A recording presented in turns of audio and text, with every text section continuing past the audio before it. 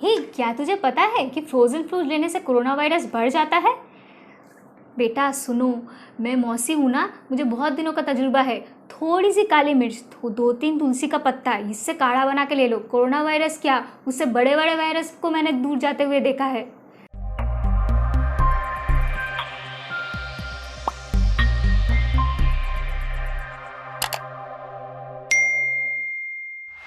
Hello everyone, I am Sneha Upadhyay. आज मैं ऐसे ही किसी मिक्स एंड फैक्ट्स के बारे में अबाउट कोविड बात करने जा रही हूँ। आई नो कि बहुत कुछ आप लोगों के दिमाग में अभी चल रहा होगा कि इसने तो ये बोला था, लास्ट टाइम मैंने गूगल में सर्च करके ये देखा था, और you are incorporate in your daily life all this things. But I would suggest just stop right there. ये सब चीज़ें आप अभी ऐसे करने मत जाइए। घबरा के अगर आप ये सब चीज़ें अपने लाइफ में इंप्लीमेंट करने जाएंगे without any scientific evidence, that this can might hamper you और might hamper your normal healthy lifestyle. आज मैं कुछ मिथ्स एंड फैक्ट्स के बारे में बात करने जा रही हूँ। Well, I will go one by one. So number 1, can we get corona virus from food? और क्या कोरोना वायरस खाने के ऊपर लाइव रह सकता है?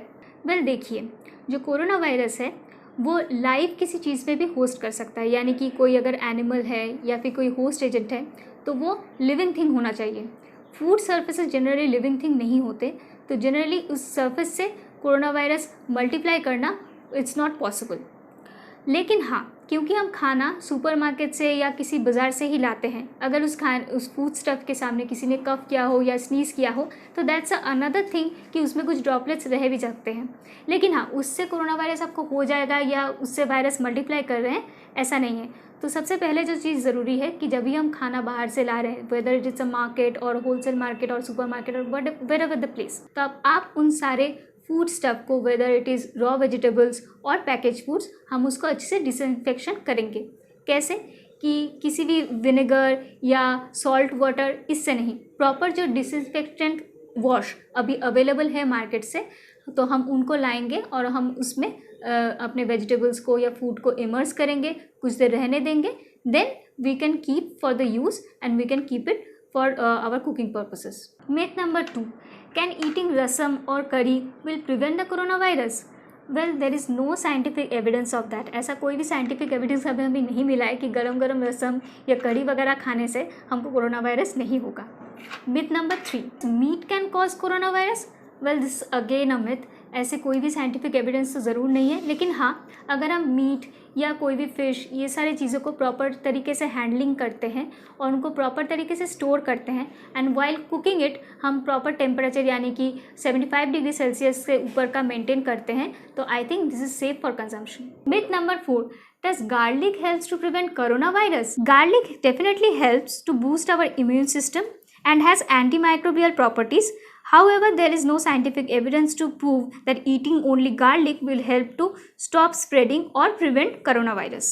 यार, मेरे दादी ने बोला था अगर काढ़ा में थोड़ा सा काली मिर्च मिला दिया जाए ना तो कुछ भी नहीं होता, पूरा गला भी साफ रहता है, सब ठीक रहता है। So myth number 5, does black pepper helps to prevent coronavirus or boost the immune system? Adding black pepper to food can aid your digestion.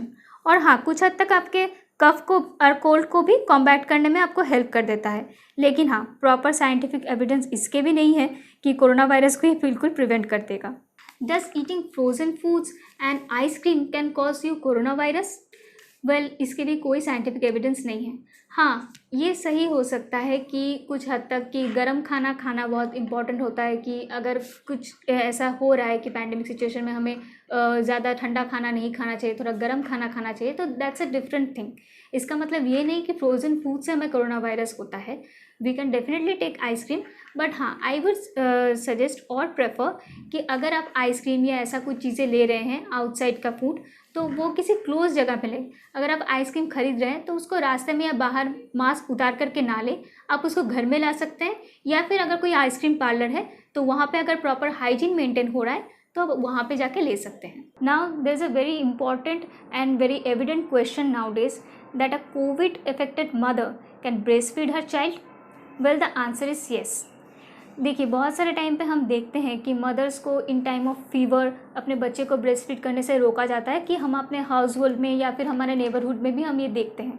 लेकिन अकॉर्डिंग टू साइंस ऐसा कोई भी एविडेंस या ऐसा कोई भी केसेस और इंसिडेंट्स अभी नहीं देखे गए हैं कि कोविड अफेक्टेड मदर अगर अपने बच्चे को ब्रेस्ट फीड करा रहे हैं तो वो बच्चा भी कोविड से पीड़ित हो गया हो।